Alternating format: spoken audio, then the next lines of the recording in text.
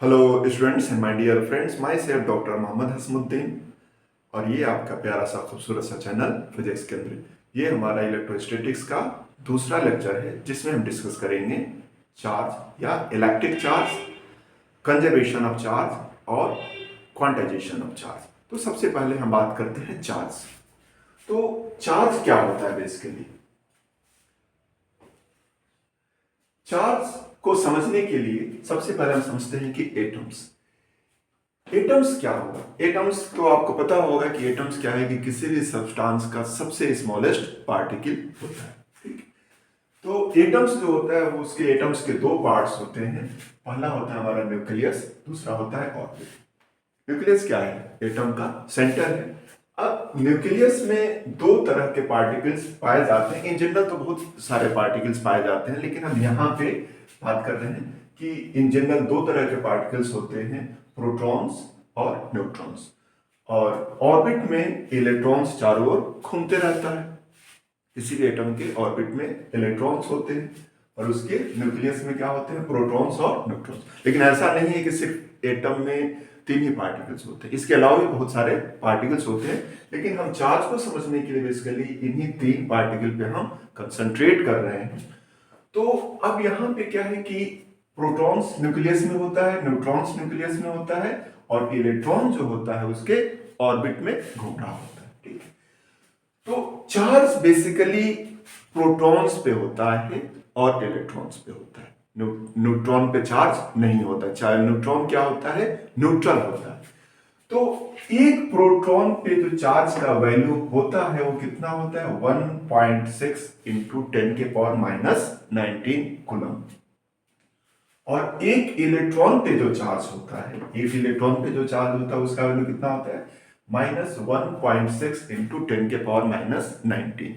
यहां पे negative sign लगाने का ये मतलब नहीं है कि इस पे जो चार्ज है इससे कम है, नहीं। ये नेगेटिव साइन का सिर्फ और सिर्फ ये मतलब है कि प्रोटॉन पे, एक प्रोटॉन पे जितना चार्ज होता है उसका अपोजिट चार्ज इलेक्ट्रॉन पे होता है। इस तरह से एक प्रोटॉन पे जो चार्ज होता है उसको कहते हैं कि ये पॉजिटिव चार्ज है। इतना पॉजिटिव चार्ज यानी एक प्रोटॉन पे जो चार्ज अवेलेबल होता है वो होता है कितना? 1.6 इंटू 10⁻⁻19 पॉजिटिव चार्ज। और इलेक्ट्रॉन पे जो चार्ज होता है 1.6 इंटू 10⁻⁻19 कूलम नेगेटिव चार्ज। ठीक है? प्रोटॉन पे जो चार्ज होता है कितना होता है? 1.6 इंटू 10⁻⁻19 कूलम पॉजिटिव चार्ज। और इलेक्ट्रॉन पे जो चार्ज होता है वो कितना होता है? 1.6 इंटू 10⁻⁻19 कूलम नेगेटिव चार्ज। ठीक है? अब इन जनरल क्या है कि कोई भी सब्सटेंस जो है एटम से ही मिलकर बना होता है। और इन जनरल जो एक न्यूट्रल एटम होता है उसमें क्या है कि जितने नंबर ऑफ प्रोटॉन्स होते हैं, जितने नंबर ऑफ प्रोटॉन्स होते हैं उतने ही नंबर ऑफ इलेक्ट्रॉन्स होते हैं। तो बहुत ही क्लियर सी बात है कि जब एक एटम में जितने नंबर ऑफ प्रोटॉन्स हैं उतने ही नंबर ऑफ इलेक्ट्रॉन्स हैं। क्योंकि एक प्रोटॉन पे जितना चार्ज होता है उतना ही एक इलेक्ट्रॉन पे चार्ज होता है। फर्क बस ये है कि प्रोटॉन पे पॉजिटिव चार्ज और इलेक्ट्रॉन पे नेगेटिव चार्ज। तो इस तरह से एक न्यूट्रल एटम में जितना पॉजिटिव चार्ज हुआ उतना ही नेगेटिव चार्ज। और इस तरह से हमारा एटम जो है वो न्यूट्रल होता है। तो मान लीजिए कि कोई सब्सटेंस है जो एटम्स से मिलकर बना है, तो अगर उस सब्सटेंस के सारे एटम्स न्यूट्रल हो, सारे एटम्स क्या हो? न्यूट्रल्स हो, तो वह सब्सटेंस में क्या होगा? न्यूट्रल होगा। और उसमें किसी भी तरह का कोई अट्रैक्शन प्रॉपर्टी नहीं होगा। वो किसी भी लाइट पार्टिकल को अपनी ओर नहीं खींच पाएगा। क्यों? क्योंकि वो चार्ज नहीं है। उसके पास चार्ज तो है लेकिन उसमें नेगेटिव और पॉजिटिव चार्ज मिलकर के एक दूसरे को कैंसिल आउट कर दे रहे हैं और इस तरह से वो क्या है? न्यूट्रल है। ठीक है? अब हम चार्ज कैसे कैसे चार्ज होता है, कैसे ट्रांसफर हो जाता है, कैसे अट्रैक्शन की प्रॉपर्टी आ जाती है, उसको हम यहां पे थोड़ा सा समझने की कोशिश कर रहे हैं। जैसे मान लीजिए कि दो डिफरेंट तरह के सब्सटेंस हैं, ए और बी, दो डिफरेंट तरह के सब्सटेंस हैं। और हमने मान लिया कि इसमें इसके सारे एटम्स न्यूट्रल हैं, इसके भी सारे एटम न्यूट्रल हैं। ये दोनों डिफरेंट तरह के सब्सटेंस हैं, ठीक है। तो ऑब्वियस सी बात है कि जितना इसमें नंबर ऑफ प्रोटॉन्स होगा उतना ही नंबर ऑफ इलेक्ट्रॉन्स होगा। तो मान लिया कि इसमें नंबर ऑफ प्रोटॉन्स जो है xp है और नंबर ऑफ इलेक्ट्रॉन्स क्या है xe, दोनों बराबर है। इससे मैंने मान लिया कि नंबर ऑफ प्रोटॉन्स जो है yp है, नंबर ऑफ इलेक्ट्रॉन्स क्या है ye है, दोनों बराबर है, number of electrons number of protons के बराबर है। फॉर एग्जांपल हमने मान लिया कि मान लीजिए कि इसमें नंबर ऑफ प्रोटॉन्स जो है 100 है, नंबर ऑफ इलेक्ट्रॉन्स इस सब्सटेंस में, वैसे तो एक सब्सटेंस में मिलियंस एटम्स होते हैं, लेकिन हमने एग्जांपल के लिए लिया कि मान लीजिए कि सब्सटेंस में टोटल नंबर ऑफ प्रोटॉन्स कितने हैं 100 और टोटल नंबर ऑफ इलेक्ट्रॉन्स भी 100 है। अब इसमें मान लिया है कि टोटल नंबर ऑफ प्रोटॉन्स कितना है 200 है, टोटल नंबर ऑफ इलेक्ट्रॉन 200 है, ठीक है। तो ये दोनों क्या है न्यूट्रल है। क्यों? क्योंकि जितना इसमें प्रोटॉन है उतना ही इलेक्ट्रॉन है। इसका मतलब होगा कि जितना इसमें पॉजिटिव चार्ज है उतना ही नेगेटिव चार्ज है। ठीक वैसे ही जितना इसमें पॉजिटिव चार्ज है उतना ही इसमें नेगेटिव चार्ज है। इस तरह से ये न्यूट्रल है। लेकिन जब हम इन दोनों को आपस में रगड़ते हैं तो मान लीजिए जब हमने रगड़ा तो इससे एक इलेक्ट्रॉन, जब भी दो ऑब्जेक्ट को आपस में रगड़ा जाता है तो इलेक्ट्रॉन ट्रांसफर होता है। एक ऑब्जेक्ट से दूसरे ऑब्जेक्ट पे क्या जाता है इलेक्ट्रॉन चला जाता है। तो एक इलेक्ट्रॉन यहाँ पे यहाँ से यहाँ चला गया, ठीक है। जब एक इलेक्ट्रॉन गया तो ऑब्वियस सी बात है कि यहाँ पे प्रोटॉन्स तो उतना ही रह गया, लेकिन एक इलेक्ट्रॉन चला गया तो कितना हो गया, यानी यहाँ पे 99 इलेक्ट्रॉन बच गया और इस पे एक इलेक्ट्रॉन चला गया। इसका मतलब है कि प्रोटॉन्स तो यही 200 ही रहा, लेकिन इलेक्ट्रॉन्स कितना हो गया 201 इलेक्ट्रॉन। अब क्या है कि जब भी इलेक्ट्रॉन जाता है तो अपने चार्ज के साथ जाता है और अपने मास के साथ जाता है। ऐसा नहीं है कि चार्ज जो होता है हमेशा प्रोटॉन और इलेक्ट्रॉन पे होता है। चार्ज कभी भी फ्री नहीं हो सकता। जब भी चार्ज जाएगा इलेक्ट्रॉन के साथ जाएगा, इलेक्ट्रॉन की सवारी करते हुए जाएगा, इलेक्ट्रॉन पे जाएगा। तो एक इलेक्ट्रॉन गया यानी अपने चार्ज के साथ गया, यानी जब एक इलेक्ट्रॉन गया तो इसका क्या मतलब हुआ कि इतना चार्ज -1.6 इंटू 10⁻19 कूलम चार्ज ए से बी पे चला गया। तो ऑब्वियस सी बात है कि देखिए कि यहाँ पे जब 100 प्रोटॉन बच गया और कितना इलेक्ट्रॉन बच गया इतना, तो 99 प्रोटॉन्स जो है 99 प्रोटॉन के जो चार्ज हैं वो 99 इलेक्ट्रॉन के चार्ज को तो कैंसिल आउट कर देंगे, लेकिन जो एक प्रोटॉन यहाँ एक्स्ट्रा बच गया उसके चार्ज को कैंसिल करने के लिए यहाँ पे इलेक्ट्रॉन नहीं है।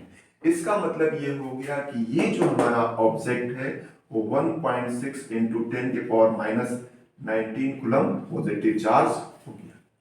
अब क्या है कि यहाँ पे प्रोटॉन 200 है और इलेक्ट्रॉन कितना है 201 है। इसका मतलब ये हो गया कि 200 प्रोटॉन्स के चार्ज तो कैंसिल आउट कर देंगे 200 इलेक्ट्रॉन के चार्ज को, लेकिन एक जो इलेक्ट्रॉन बच गया उसके चार्ज को कैंसिल आउट करने के लिए यहाँ पे प्रोटॉन नहीं है और इस तरह से ये हो जाता है आपका -1.6 इंटू 10⁻19 कूलम नेगेटिव चार्ज। यानी इस पे जो है इतना पॉजिटिव चार्ज हो गया, इस पे इतना नेगेटिव चार्ज। ठीक वैसे ही अगर मान लीजिए कि दो इलेक्ट्रॉन्स गया होता तो यहाँ पे यानी अगर यहां से दो इलेक्ट्रॉन जाएगा तो ये कितना, यानी ये जो हमारा है उस पर कितना पॉजिटिव चार्ज हो जाता 1.6 इंटू 10⁻19 कूलम यानी 2, और बी पे कितना नेगेटिव चार्ज हो जाएगा, बी पे नेगेटिव चार्ज हो जाएगा आपका 2 इंटू 1.6 इंटू 10⁻19 कूलम। वैसे अगर 3 होता तो यहाँ 3 1.6 इंटू 10⁻19 और यहाँ पे -3 इंटू 1.6 इंटू 10⁻19। ऐसे ही हमारा जितना इलेक्ट्रॉन जाएगा उतना चार्ज, यानी एक इलेक्ट्रॉन पे इतना चार्ज होता है, यानी एक इलेक्ट्रॉन गया तो इतना चार्ज, यहाँ पे 2 इलेक्ट्रॉन जाएगा तो इसका डबल, 3 जाएगा तो ट्रिपल। वैसे यहाँ पे पॉजिटिव चार्ज इतना होगा, एक इलेक्ट्रॉन जाएगा तो इसमें पॉजिटिव चार्ज इतना, दो इलेक्ट्रॉन जाएगा तो इसका डबल यानी 2 इंटू 1.6 इंटू 10⁻19 कूलम। इस तरह से हमारा चार्ज ये कंसेप्ट है बेसिकली। ठीक है, अब हम बात करते हैं कि चार्ज का एक्चुअल डेफिनेशन क्या होगा। ठीक है, तो चार्ज का जो एक्चुअल डेफिनेशन है इसको हम मिटा देते हैं। चार्ज का एक्चुअल डेफिनेशन जो होगा वो होगा हमारा, charge is an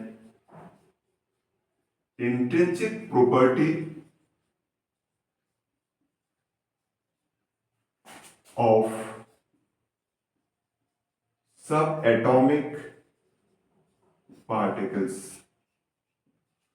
Charge is an intrinsic property of subatomic particles. Subatomic particles मतलब क्या? Subatomic particles मतलब क्या? कि प्रोटॉन और इलेक्ट्रॉन्स का ये प्रॉपर्टी है। ठीक है, अब क्या होता है कि क्या चार्ज के पास मास होता है? तो चार्ज के पास बेसिकली मास नहीं होता, लेकिन चार्ज जब भी जाता है इलेक्ट्रॉन के साथ जाता है तो इलेक्ट्रॉन का तो मास होता है। यानी इसका मतलब ये हो गया कि अगर दो ऑब्जेक्ट हो हमारे पास, एक ऑब्जेक्ट और ये हमारा बी, दो ऑब्जेक्ट लिया हमने, ये ए है और ये हमारा बी है, तो अगर हम इसको आपस में रगड़े तो अगर यहां से एक इलेक्ट्रॉन गया, इसका मतलब क्या हो गया कि इसका मास 9.1 इंटू 10⁻13 kg बढ़ गया और इसका मास इतना कम हो गया। अगर दो इलेक्ट्रॉन जाएगा यानी इसका डबल चार्ज जाएगा तो इसका मतलब क्या हो गया कि इसका मास डबल हो जाएगा, यानी एक इलेक्ट्रॉन के मास का डबल।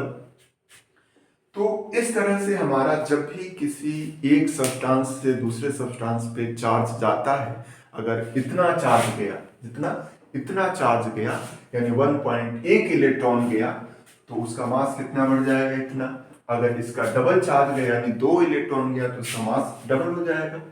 ठीक है, तो होपफुल ये चीजें आपको समझ में आ रही होंगी। अब हम बात करने जा रहे हैं conservation law of charge. Conservation law of charge, तो कंजर्वेशन लॉ ऑफ चार्ज का जो सिंपल स्टेटमेंट है वो ये है कि the charge can neither be created nor destroyed but it can be transferred from one object to another. यानी चार्ज को ना ही हम क्रिएट कर सकते हैं, ना ही उसको हम डिस्ट्रॉय कर सकते हैं। हाँ, एक ऑब्जेक्ट से दूसरे ऑब्जेक्ट पे उसको ट्रांसफर किया जा सकता है।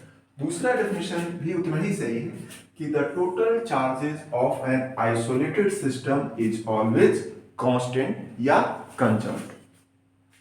इसको समझने के लिए जैसे मान लीजिए कि हमारे पास दो ऑब्जेक्ट हैं, एक ऑब्जेक्ट ये ए है, दूसरा ऑब्जेक्ट हमारा क्या है, ये ऑब्जेक्ट हमारा बी है।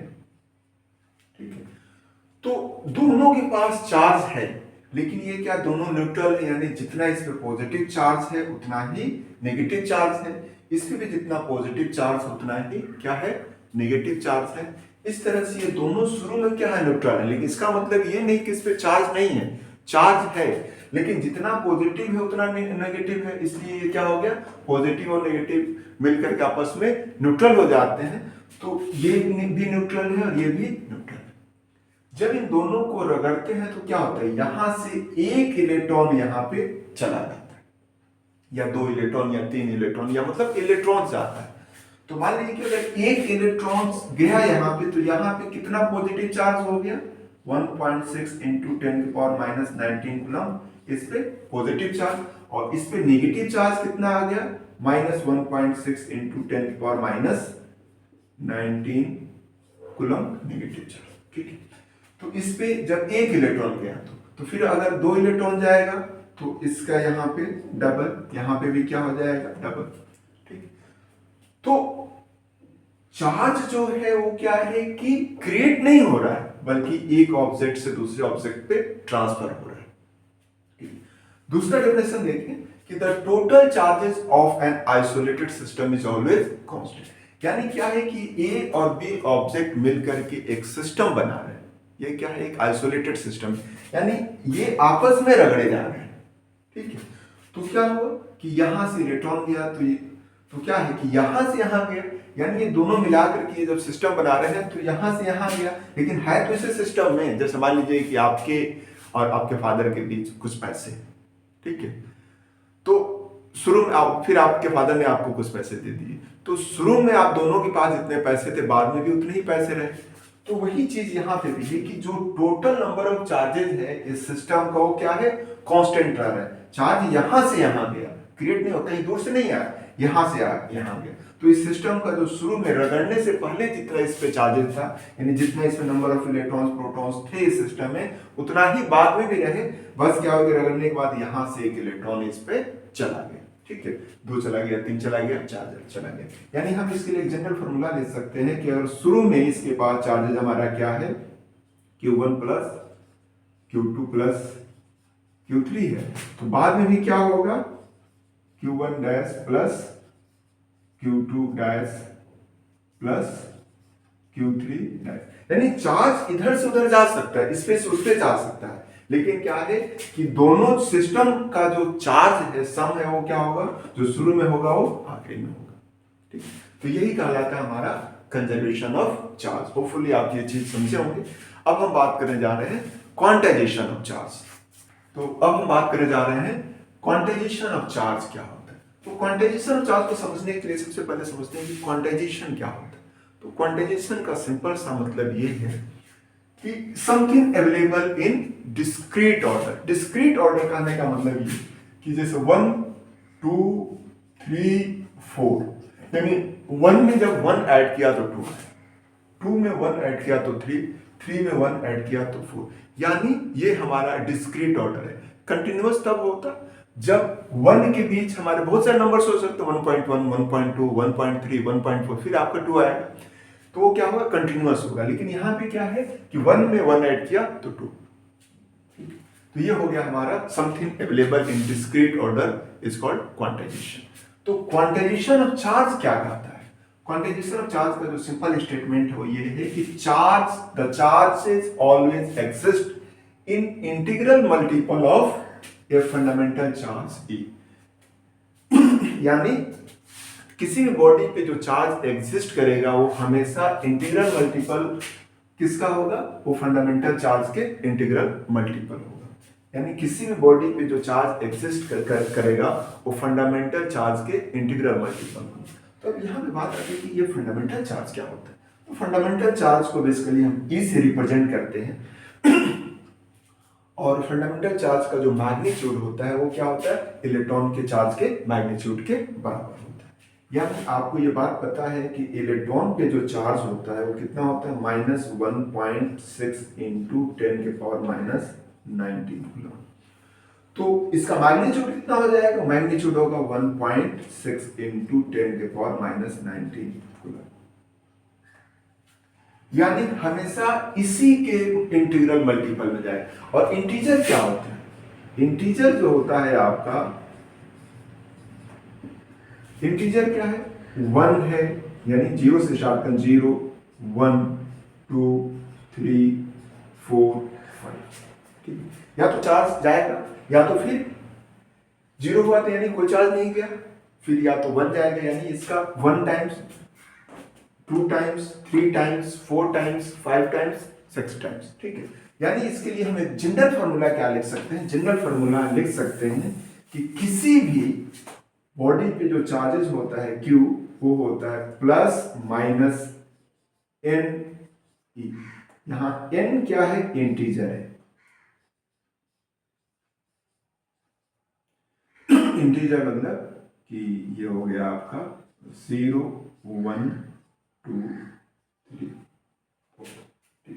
यानी जब निगेटिव चार्ज होगा इसका मतलब क्या होगा कि E का वैल्यू तो आपको पता है, E का वैल्यू तो आपको पता है, E यहाँ पे E का वैल्यू होगा 1.6 इंटू 10 का पावर -19 कूलम, ठीक है।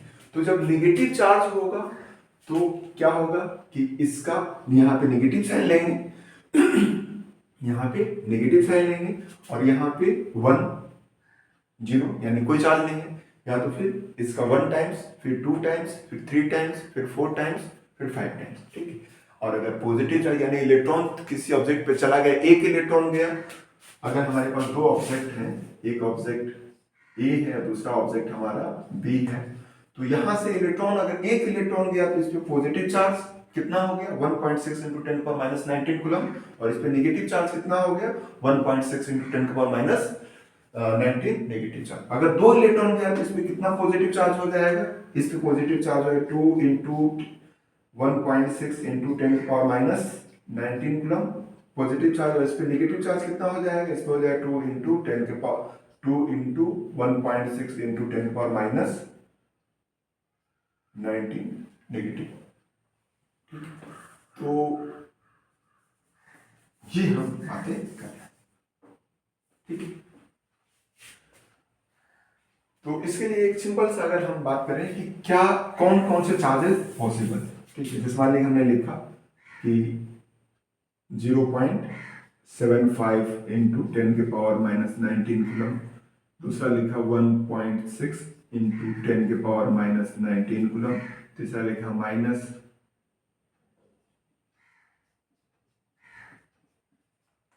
चौथा लिखा